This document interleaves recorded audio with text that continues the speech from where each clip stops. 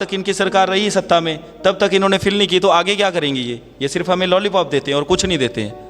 मैं बोलूं कि 10 साल के अंदर 1 लाख नौकरियां दे दें, वो भी बहुत बड़ी बात है इनके लिए। जिसके 2 हाथ हैं, 2 पैर हैं, 2 आंखें हैं, 2 कान हैं, जो मुंह से बोल सकता है, वो तो गरीब है ही नहीं है। गरीब तो वो इंसान है जो चल नहीं सकता, गरीब तो वो इंसान है जिसके हाथ नहीं है, गरीब तो वो इंसान है जो आंखों से देख नहीं सकता। अगर एक नौजवान हट्टा कट्टा बंदा चल सकता है, प्रॉपर से बात कर सकता है, हाथ उसको भगवान ने दिए हैं, तो वो बोले गरीब है, ये तो गलत है।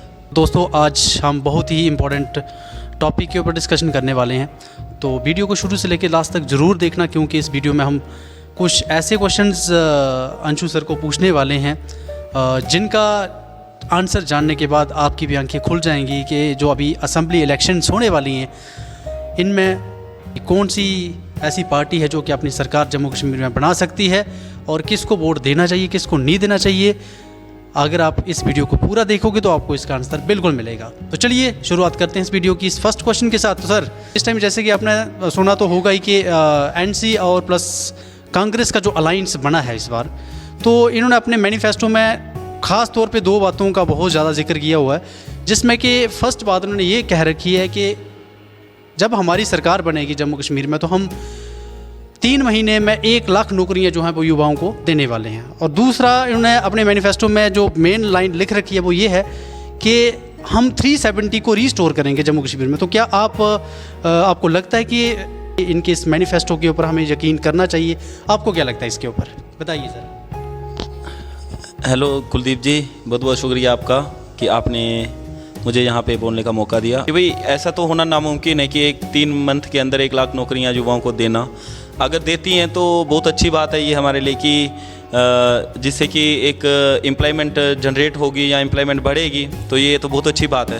लेकिन ऐसा आपने पहले भी कहीं देखा होगा या पहले भी इनकी सरकारें बनी हैं, तो कभी आज तक हमें ऐसा दिखा नहीं कि 3 मंथ के अंदर 1 लाख नौकरियां देना। ये मैं बोलूं कि 10 साल के अंदर 1 लाख नौकरियां दे दें, वो भी बहुत बड़ी बात है इनके लिए। झूठे तरीके से इन्होंने मैनिफेस्टो बनाया हुआ है, बहुत ही गलत तरीके से। इसमें सिर्फ लॉलीपॉप दिए, जुमले दिए और ये चाहते हैं कि लोग हमें इसके बेसिस के ऊपर वोट दें। लेकिन अब जनता अवेयर हो चुकी है, तो वो इन जैसे जुमलों को देख के वोट नहीं करेगी। और आपने एक और भी पॉइंट नोट किया होगा वहाँ पे कि 1 साल के अंदर जितनी भी वैकेंसीज हैं उनको हम फिलअप करेंगे। तो भाई आज तक इनकी सरकार रही सत्ता में तब तक इन्होंने फिल नहीं की, तो आगे क्या करेंगी ये सिर्फ हमें लॉलीपॉप देते हैं और कुछ नहीं देते हैं। क्या आप बता सकते हो कि जो पॉवर्टी रेट है इंडिया का, आपको क्या लगता है कि इस गरीबी को हम अपने देश में कैसे ख़त्म कर सकते हैं, बताइए ज़रा। देखिए कुलदीप जी, गरीबी की अगर बात करूं तो आज के ज़माने में कोई गरीब तो है ही नहीं। पहले बात तो ये मैं आपको बता देना चाहता हूं, जिसके 2 हाथ हैं, 2 पैर हैं, 2 आंखें हैं, 2 कान हैं, जो मुंह से बोल सकता है, वो तो गरीब है ही नहीं है। गरीब तो वो इंसान है जो चल नहीं सकता, गरीब तो वो इंसान है जिसके हाथ नहीं है, गरीब तो वो इंसान है जो आंखों से देख नहीं सकता। अगर एक नौजवान हट्टा कट्टा बंदा चल सकता है, प्रॉपर से बात कर सकता है, हाथ उसको भगवान ने दिए हैं, तो वो बोले गरीब है, ये तो गलत है। ठीक है, ये बात मेरी आप समझते हो ना, या इस बात से एग्री हो? ठीक है, तो अगर रही बात दूसरी की एम्प्लॉयमेंट के रिलेटेड कि अगर उसको कोई ऑक्यूपेशन नहीं मिल रही, अगर उसको कोई रोज़गार नहीं मिल रहा है, तो उसके रिलेटेड वो गरीब नहीं है। ठीक है, कि अगर उसके सेंस में वो बोले कि मैं गरीब हूँ, तो हम उसको गरीब नहीं मानते। क्योंकि अगर उसको कहीं पे जॉब नहीं मिल रही है या कोई भी काम कर रहा है बंदा और 100 रुपये का या 200 रुपये का शाम को शराब पी रहा है उस पैसे की, तो हम उसको कहाँ से गरीब मानेंगे? ठीक है, गवर्नमेंट ने इतनी सारी स्कीम्स लॉन्च की हैं, जैसे लाडली बेटी स्कीम है, जैसे आवास योजना है, जनधन योजना है, कितनी सारी स्कीम्स लॉन्च की हैं गवर्नमेंट ने। ठीक है, तो फिर भी हम बोलें कि गरीब है गरीब है गरीब है, तो ये तो एक बहुत ही गलत सवाल है। और उसके बाद गरीबी दूर की जा सकती है ह्यूमन कैपिटल फॉर्मेशन से, और यहाँ तक कि सरकार ये काम कर भी रही है, स्किल डेवलप करवा रही है, जिससे कि गरीबी को कम होने के आसार दिखेंगे हमें आने वाले टाइम पीरियड के अंदर। सर, आपकी बातों से ऐसा मुझे लग रहा है कि आप बीजेपी के बहुत बड़े फ़ैन हो। तो चलो मैं आपको एक क्वेश्चन पूछता हूँ सर, जो अनएम्प्लॉयमेंट रेट है हमारे जम्मू कश्मीर का तो बढ़ा ही बढ़ा है, साथ ही साथ पूरे इंडिया का भी, जब आप इस चीज़ से एग्री हो कि बीजेपी सरकार जो है वो इस अनएम्प्लॉयमेंट रेट को रोकने में असफल रही है, क्या आप इस चीज़ को मानते हो? देखिए कुलदीप जी, ये बात तो बिल्कुल सही है कि अनएम्प्लॉयमेंट रेट बहुत ज़्यादा बढ़ा हुआ है, और बीजेपी की ये नाकामी है कि अनएम्प्लॉयमेंट रेट को उन्होंने कम नहीं किया है। तो जहाँ तक मुझे लगता है कि हमें गवर्नमेंट के ऊपर डिपेंड नहीं होना चाहिए, हमें सरकारी नौकरी के ऊपर डिपेंड नहीं होना चाहिए। अगर हमें सरकारी नौकरी मिलती है वेल एंड गुड, अगर नहीं मिल रही है तो हम उसके चक्कर में अपना टाइम वेस्ट ना करें। हम कोई ऐसा काम करें जहाँ कोई प्राइवेट बिजनेस की तरफ जाएं या कोई ऐसा स्किल अपने अंदर डेवलप कर लें कि जिससे कि हम खुद अर्निंग कर सकें, या फिर हम अपने आसपास 2 4 3 5 बंदों को भी अर्निंग करवा सकें या उनको एज ए रोज़गार प्रोवाइड कर सकें। तो आज ज़माना 2024 चल रहा है, तो वर्ल्ड में अगर बाकी कंट्रीज़ की तरफ रुझान करो आप या उनके तरीके को देखो, उनके एम्प्लॉयमेंट को, तो मैक्सिमम वहाँ पे प्राइवेटाइजेशन ही फोकस में चल रहा है। गवर्नमेंट की रिस्पॉन्सिबिलिटी तो है लेकिन इतनी ज़्यादा नहीं है जितनी हम इंडिया के अंदर उनको मान रहे हैं कि गवर्नमेंट ने हमें जॉब्स नहीं दी, हम रोना रो रहे हैं गवर्नमेंट हमें जॉब नहीं दे रही। तो भाई वो भी क्या करे, गवर्नमेंट कहाँ से जॉब लेके आएगी? ठीक है, हमारे हिंदुस्तान में सबसे ज़्यादा पॉपुलेशन है, आपने देखा होगा अभी पीछे सर्वे हुआ था तो वो 140 करोड़ नियर अबाउट इतनी पॉपुलेशन है और वर्ल्ड की सबसे लार्जेस्ट पॉपुलस कंट्री है वर्ल्ड में। हाँ, कुछ ऐसे फैक्टर्स रहे हैं जिसकी वजह से अनएम्प्लॉयमेंट रेट बढ़ा है, कम नहीं हुआ है, तो वो गवर्नमेंट की नाकामी है, ये मैं साफ मानता हूँ इस चीज़ को भी।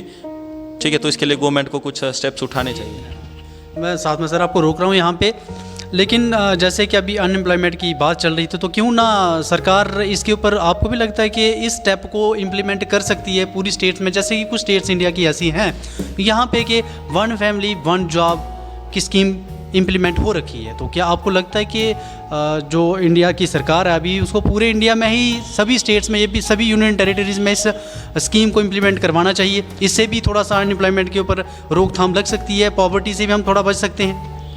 देखिए कुलदीप जी, जो 1 नेशन 1 फैमिली 1 जॉब है, तो इससे अनएम्प्लॉयमेंट के ऊपर थोड़ी बहुत हद तक कुछ हम कंट्रोल कर सकते हैं, बट एक्चुअल में देखा जाए तो इतना ज़्यादा कंट्रोल इससे भी हम नहीं कर सकते। और फर्स्ट एवर स्टेट हरियाणा है जिसने बात रखी थी 1 फैमिली 1 जॉब की, तो हालांकि इतना ज़्यादा इफेक्ट हमें देखने को नहीं मिला वहाँ पे, लेकिन अगर हो जाए, ये गवर्नमेंट हर एक स्टेट में इसको इम्प्लीमेंट कर दे, तो मान सकते हैं कि कुछ हद तक पॉवर्टी भी कम होगी, क्योंकि रिस्पॉन्सिबल हो जाएंगे लोग। हर एक फैमिली से एक बंदा मुलाजम होगा तो वो अपने फैमिली को पाल भी सकेगा और उनकी ज़रूरतों को भी पूरा भी कर सकेगा, क्योंकि उसके पास अर्निंग का सोर्स होगा। ठीक है, इसी के साथ सर आज का मैं लास्ट क्वेश्चन आपको पूछना चाहूँगा कि जैसे कि अभी आपने बात की प्राइवेटाइजेशन की, प्राइवेट जॉब्स की, तो जैसे कि आपको पता है कि इस टाइम लगभग जम्मू कश्मीर में ही नहीं पूरे इंडिया में सबसे ज़्यादा अनएम्प्लॉयड युवा जो है वो प्राइवेट स्कूल्स में पढ़ा रहा है। तो उसकी जब हम सैलरी की बात करते हैं तो सैलरी जो है वो बिल्कुल ही ना के बराबर मिलती है, लगभग 4 से 5 हज़ार वो पर मंथली कमा रहा है। तो जैसे कि आपको पता है आज का जो मॉडर्न ज़माना चल रहा है, इस टाइम 4 या 5 हज़ार में तो एक जूता भी हम मुश्किल से ख़रीद पाते हैं, एक अच्छी क्वालिटी का जूता भी लेना हो तो मतलब कि आप सरकार को इसके बारे में सोचना चाहिए, क्योंकि यार इतने कम बजट में वो अपनी फैमिली को कैसे पाल सकता है। आप इसके ऊपर थोड़ा सा बोलना चाहोगे कुछ? तो देखिए कुलदीप जी, इस बात से मैं बिल्कुल एग्री हूँ कि प्राइवेट जो जॉब्स वगैरह हैं वो पहले तो एक्सप्लॉयटेशन करती हैं बहुत ज़्यादा, देन अगर उसके बाद फिर भी, क्योंकि हमारे पास और कोई ऑप्शन नहीं है प्राइवेट सेक्टर को छोड़ के गवर्नमेंट सेक्टर में जाने का, हमारे पास ऑप्शन ही नहीं है, क्योंकि हमें पेट पालना है। ठीक है, तो पेट पालने के लिए मजबूरी में वो काम कर रहे हैं। ठीक है, तो ऐसे कहीं शौक नहीं है कि 4,000 पर मंथ पे हम कहीं पे जॉब करें, क्योंकि हमने बहुत ज़्यादा अपनी पढ़ाइयों पे खर्चा किया हुआ है। ठीक है, बहुत ज़्यादा टाइम वेस्ट करा हुआ है और उसकी सिर्फ ये वैल्यू नहीं होनी चाहिए, बट मजबूरी है, करना पड़ रहा है। और गवर्नमेंट को यहाँ पे ध्यान देना चाहिए कि कुछ ना कुछ फंडिंग प्राइवेट स्कूलों को भी प्रोवाइड की जाए, जिससे कि वो अपने टीचर्स को एक अच्छी सैलरी दे पाएँ। ठीक है, और साथ में या फिर वो नहीं तो गवर्नमेंट कुछ प्राइवेट टीचर्स के लिए कोई सिक्योरिटीज़ लेके आए, ताकि आने वाले टाइम पे उनको अगर कोई प्रॉब्लम होती है तो उस प्रॉब्लम से उनको राहत मिल सके।